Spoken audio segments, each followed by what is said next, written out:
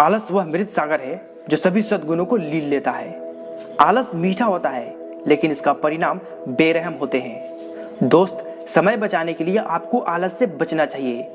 जब भी कोई सामने मुश्किल काम आता है तो हम टाल मटोल करने लगते हैं और आलस करने लगते हैं कि नहीं थोड़ी देर बात करेंगे, नहीं कल करेंगे, रहने देते हैं परसों करेंगे।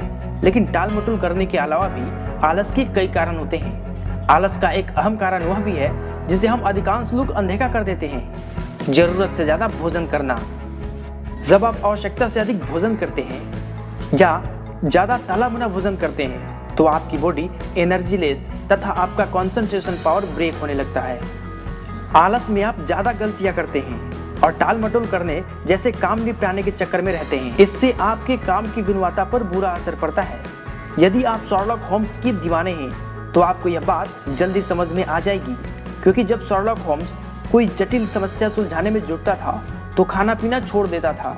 उसका मानना था कि भोजन करने के बाद खून का प्रवाह पेट की तरफ हो जाता है, जिससे दिमाग के काम करने की रफ्तार धीमी हो जाती है। यह स्पष्ट समझ ले कि यहाँ भोजन में करने में लगने वाले समय की बात नहीं हो रही, ज्यादा भोजन करने के परिणामों की बात हो रही है। भोजन करने में तो कम समय लगता है, लेकिन भोजन के कारण उत्पन्न आलस के कारण ज्यादा समय बर्बाद होता है।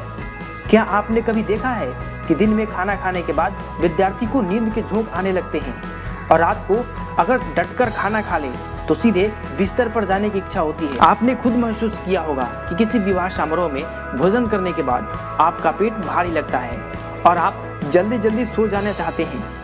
क्या आपने कभी सोचा कि हम सुबह सबसे अच्छी तरह काम क्यों कर सकते हैं? एक कारण तो यह है कि उस समय आराम कर लेने के बाद हमारा शरीर थका हुआ नहीं रहता।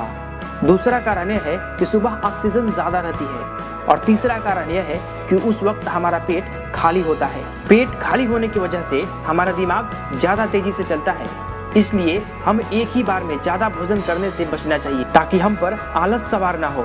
नियमित अंतराल पर कम आहार ग्रहण करना स्वास्थ्य के लिए सबसे अच्छा माना जाता है।